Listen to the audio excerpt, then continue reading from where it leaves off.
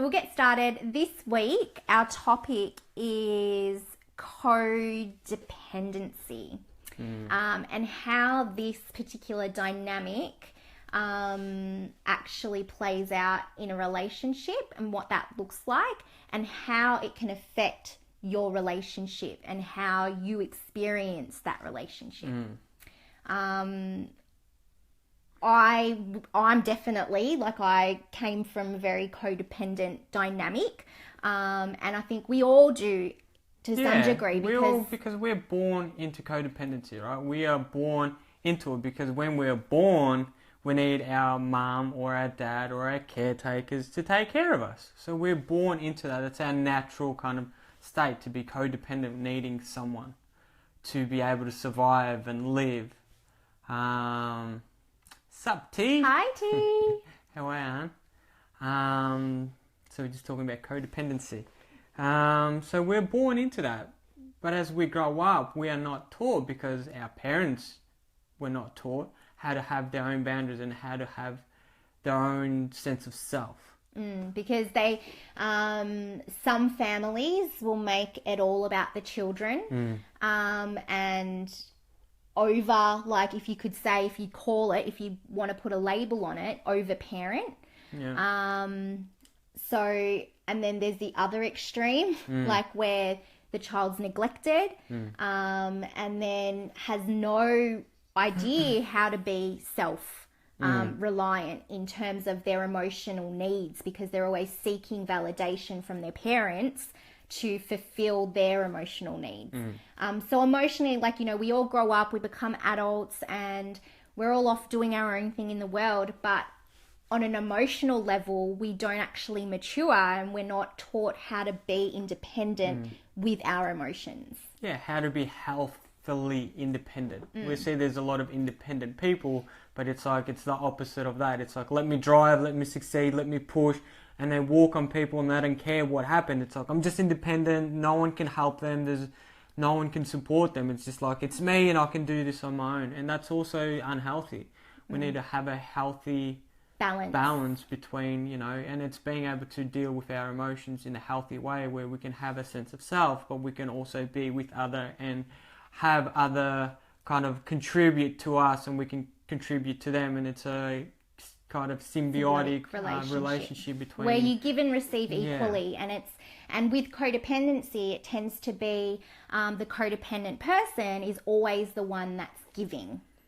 And what can happen in relationships, a codependent person generally attracts someone who is a narcissist, and basically takes all their energy and takes everything. And what happens with a codependent person is that they become addicted to that cycle of needing that validation, needing that love from the other person. So with codependency, it's really all about placing your self-value and your self-worth on another person. So how they react, how they talk about you, you place your whole value of yourself on what they say. So if they're not saying very nice things about you, you take that on board and you make that real with yourself.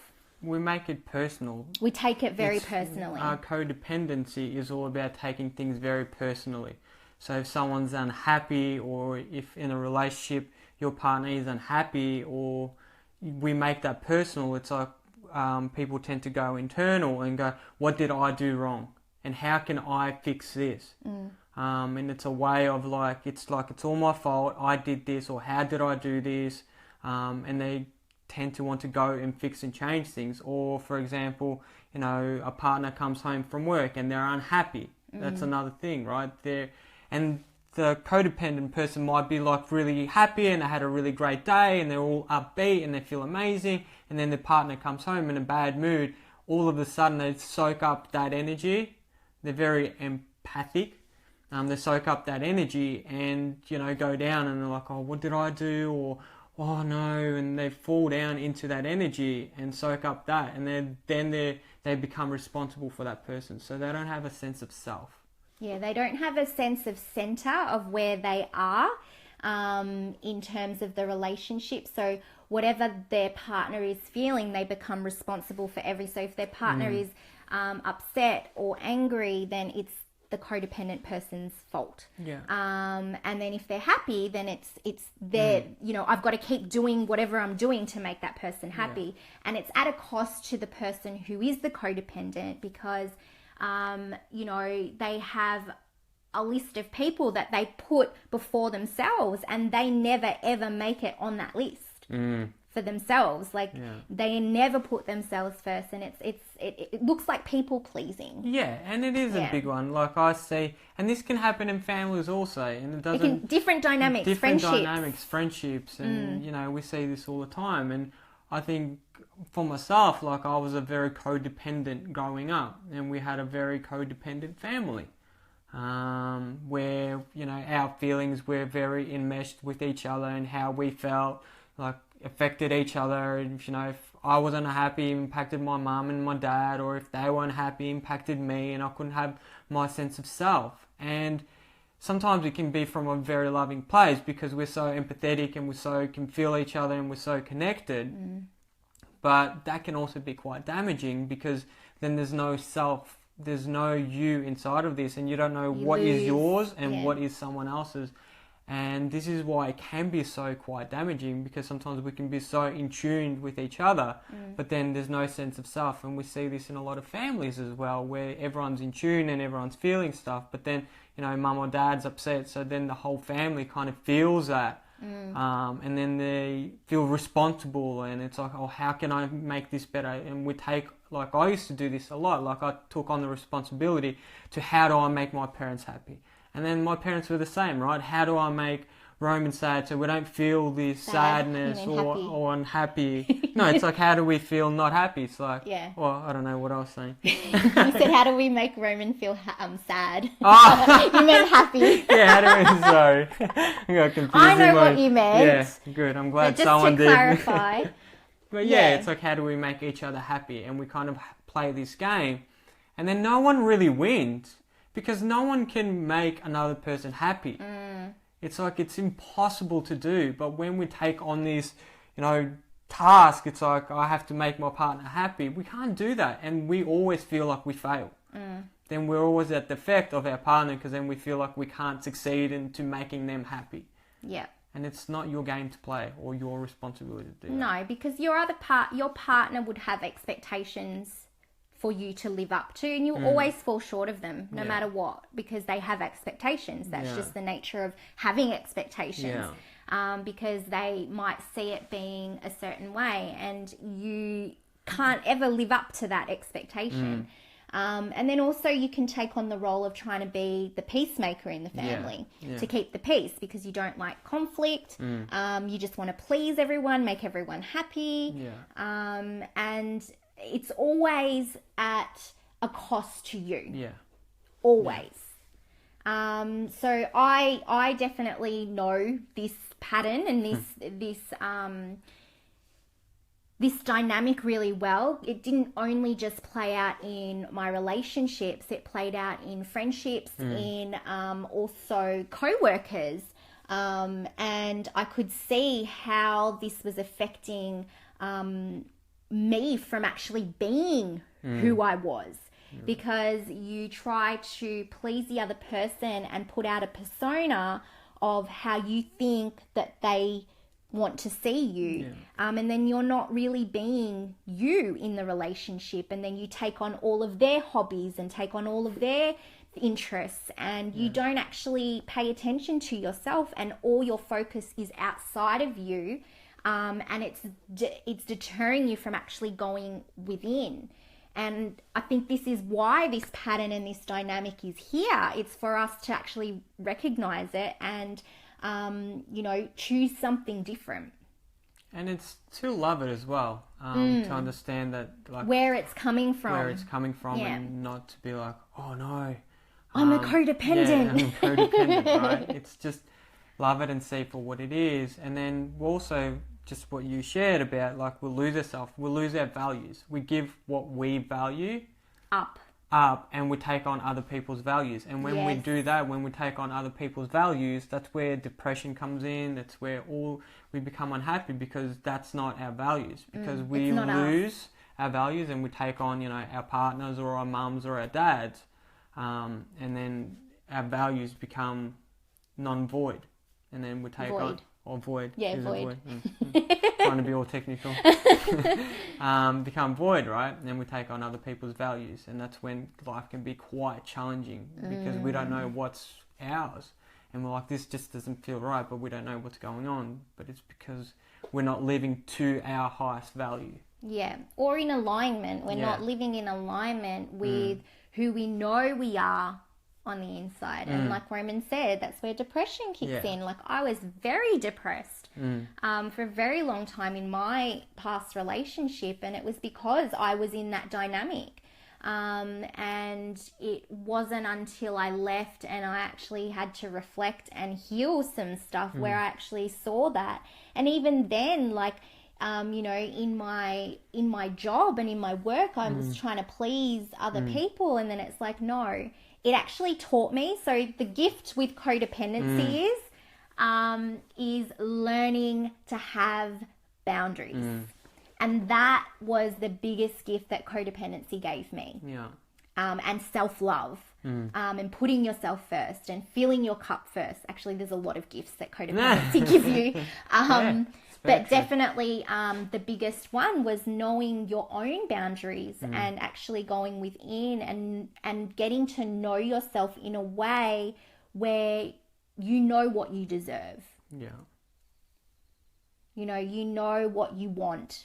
And not putting it second to someone else's wants and needs. Yeah. It's being able to say no. And yeah, like you said, the boundaries are so important, because then this is where we have a sense of self, where we feel like this is mine. Like, we know what's our own. And this played out in our relationship when we got together, because we're both very codependent. And coming together, it's very hard to have our sense of self, of what's mine, what's Annalie's. She'd be feeling stuff and I'd be feeling, and I'm like, is this mine or is this yours? So having that boundary to be able to go, okay, discernment, and going, okay, this is not mine, this is Annalie's. Or she can go, no, this is Roman's. And we don't have to fix or change it or do anything with it. It's just allowing each other to have that space. And being boundaries, this is where we can say no. It's like not to constantly do stuff for things when people ask, and then feel guilty if we say no and all that stuff. It's actually being, okay, what's good for me right now? And is doing something for another person good for me? And if it's not, this is where we got to have our boundaries and say no. Or if people are treating you a certain way that you're not okay with, and you keep allowing them to treat you that way. And it's like what we said, I think, in the last video, we teach people how we're treated. So if we don't say anything, people allow it to kind of keep happening. And it's funny, we just had the conversation with our little, with Damien, our little son. And he has a little son, our little son. Not that little. He's not that little. But yeah, he was having trouble with the kids and they were treating him a certain way, and we had to have this conversation. So if you keep allowing them to treat you like that, and if you don't stand up, then you're saying it's okay to kind of keep talking that way. So you literally have to learn to be able to say no. No, I don't like that. I don't like it. And it comes from a place of not like, it's a place of yours, but it's a self-love. It's like, a love I'm okay, for yourself. Thank you. And I used to really struggle when I said no, and then be like, oh my God, it's like the whole world is going to collapse, and no one's going to be able to live and stuff like that. It's like, and then I'd feel guilty because I'm like, but I could do it. But it's like, it's not something I really wanted to do, or I needed my rest, but I'm like, but I'm not doing anything, so I could do it. So then I'd feel guilty. But this is where it's like your self-care and self-love is more important. Yeah, more important than actually... And sometimes, and what was hard for me to understand with saying no was that I had a judgment around this of being, if I did say no to people, that I was a selfish person. And I realized that that was just an illusion. It's a story to keep you in that pattern. And when I started saying no and discerning for myself, and one of the things, it's like a mantra that I like to sort of repeat, you know, make sure when you're saying yes to someone, you're not saying no to yourself. So it's really important to discern for yourself, you know, because you can't help anyone if you're empty. Yeah. You can't give anything if you're not giving it to yourself. So in retrospect, it's actually better for you to fill your cup first so that you can give more to others if that's what you want to do. Yeah. If you're doing it on the basis of love, then it's more self-loving for you to do it for yourself, so then you can give more to them if that's your reasoning behind saying yes to someone. But you don't want to be doing it out of guilt. And you don't want it to come out. Yeah. Martyr, like we become I a do victim, everything. I do everything, and I take everything on, and I just can't say no, and everyone keeps asking me this, and we play this victim, and then we become stuck in this cycle where people keep dumping stuff on you, and you keep allowing it, and then it's like... It's hard to get out. There's also something we get out of it, right? Because if we keep allowing it, there's kind of... We're playing something out. There's a payoff. There's a payoff in doing that as well. You know, in playing out that martyr, and I'm a victim, and I do everything, and no one's like me. If only people were like me, and we just did stuff, and we expect other people to be like us, but no one's like us, and then we judge other people for actually saying no. And then we're like, well, how dare they say because no? We make I've done it wrong. everything for them. Yeah. I've done everything, and then they say no, but no one's making you do that. So then we become the victim, and then we judge other people that don't do stuff for us, or, you know, we become doormats, and then people walk all over us, and they're like, why are they doing this? It's like, it's because you're allowing it to happen. You're allowing that to keep happening over and over and over again. And it's what's up, Daniel? Hey, brother. Hi, Daniel. If we allow it to keep happening, and it can seem a bit harsh, right? Like, I don't mean to be like, It's coming from a loving space. You're just allowing this to happen, and if you're being abused and all that, you're just letting that happen. But in a way, like, if you actually look at it deeply, we actually are allowing it. And I can definitely speak to that because, you know, that was where I was coming from. Yeah. I taught my ex-partner, how to treat me. And I didn't see it that way to begin with. I was the victim, and this happened to me, and blah, blah, blah, blah. But as I looked deeper into it, I could actually see where I could claim my part and my responsibility of how I was in the relationship. In being codependent, that I was putting his needs before mine, and there was huge resentments building because of that. And that's what can happen when you have this dynamic play out with codependency, is that you secretly then have all these resentments towards this person because you're constantly giving and they're constantly taking. But I can see how that was having a payoff for me because I got to be right in my story that I was never appreciated. Yeah. So that was my payoff. My payoff was that I got to be right about my story, and you got to be right about how he is. Exactly. We get to see we always want to be right. Like inside of relationships in general, like we either get to be right or we choose love. And we cannot have love and be right. So in that relationship with Annalie, she wanted to be right about that he's a certain way, that he is like this, that he is that, and he's doing this to me. And she was right about it. Yeah. And as long as you're holding that on, there's no other way that you can communicate or talk or be in any way. You can only be right and resentful, but then you can't hold love at the same time. Yeah. So you have to let one go to be able to communicate differently. And I held on to resentment for a very, very long time, and I got to be right about my story for a very, very long time. And it wasn't until I left that relationship where I actually got to see the truth of what that was. Yeah. We've got a few people joining. Hey, Dean, how you going? Nice to see you again. Oh, I'm not seeing you, but nice to have you on here. Daniel, hi. Awesome, guys. Give Alex a shout out. Hi, Alex.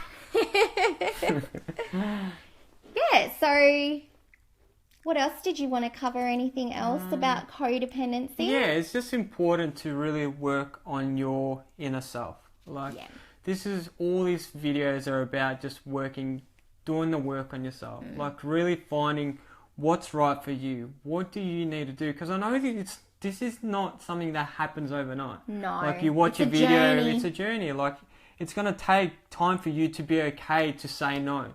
But it's like, what if you can start? Where can you start small to say no to certain things? Is it to your mum? Is it to your dad? Is it to your brother? Is it to certain friends? Or is it to your partner when he says, like, can you do this? And you look after yourself.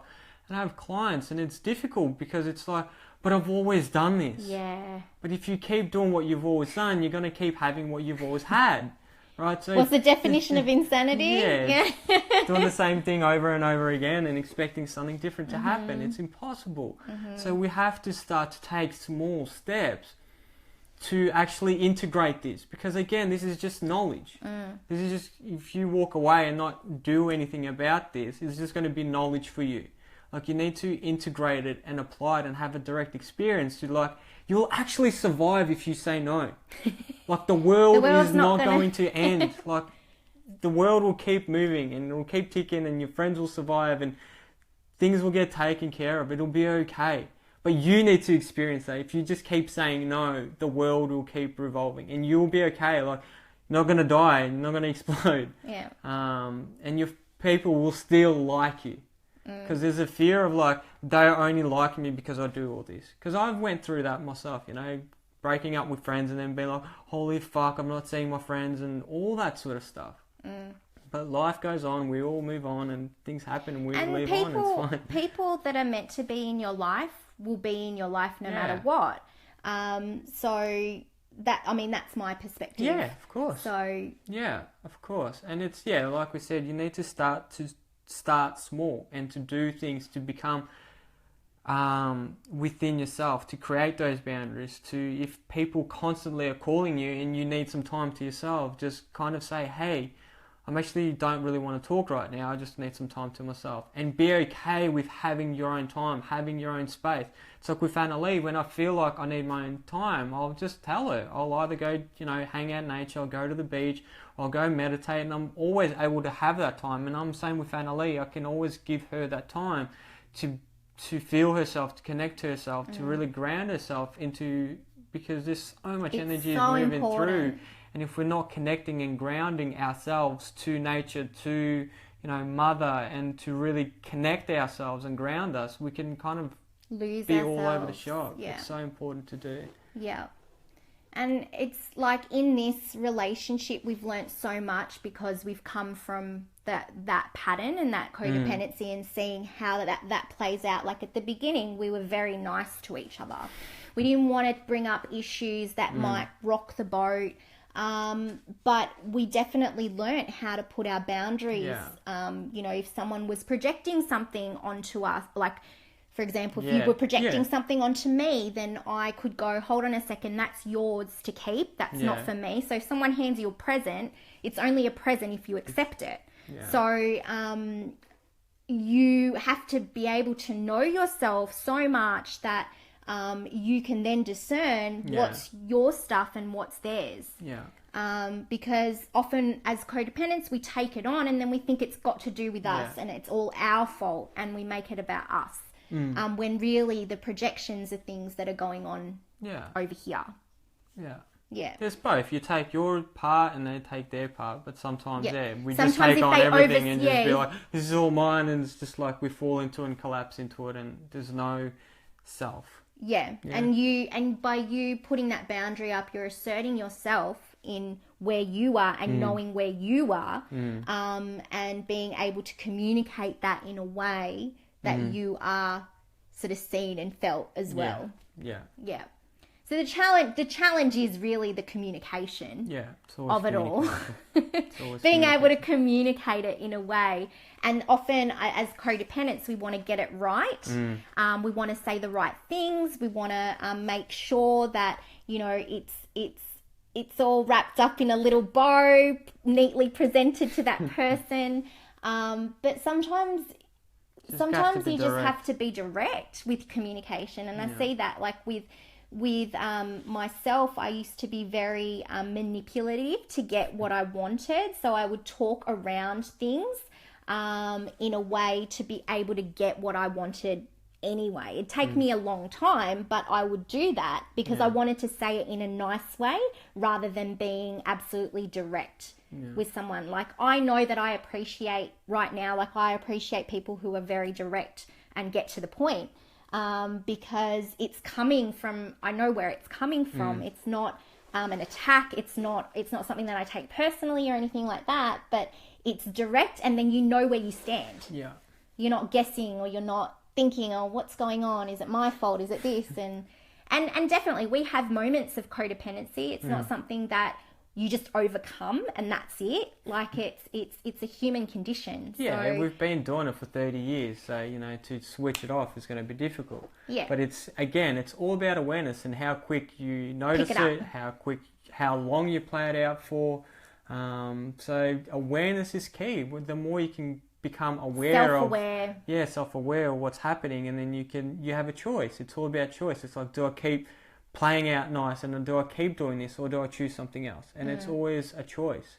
And in any moment you can make any choice, and there's no right or wrong. It's all part of the journey. All perfect. And, it's part of your growth and all that sort of stuff. So yeah. So I guess the real takeaway is really, if you take anything away, is more about like putting your boundaries in place, I think. Yeah. Definitely. And learning to become more self-aware of yourself in the relationship, if it's in a relationship dynamic.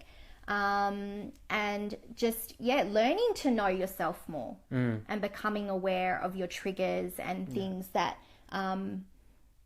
baggage. Yeah, your baggage. We spoke about that last week with your baggage and stuff. So exactly. So if you guys want to have a chat about how you can unclear your baggage, or how to set some boundaries, or just anything in general, we offer 15-minute complimentary sessions where you can get on the call, and it's just literally like this. We have a chat, see what's in the way, how we can support you, and see where we can go from there. So if that's something you're interested in, just again comment 15 in the comments or inbox us, and we can set something up to have a chat with you then, to really support you there. And you want to set up for next week? Next week there's going to be a little bit of a change in terms of when we're going to be live. So next week is week 5 of our 8-week Facebook Live series, and the next week we're going to be looking at lack of trust. And how this impacts relationships, and we're going to be going live on Thursday the 30th. So not Wednesday, we're going Thursday the 30th of March, and we're doing it in the middle of the day, so around 1 p.m. So hopefully you guys can tune in, and we'll see you guys then. Thanks for tuning in, guys. Thanks, guys. Mwah. Bye.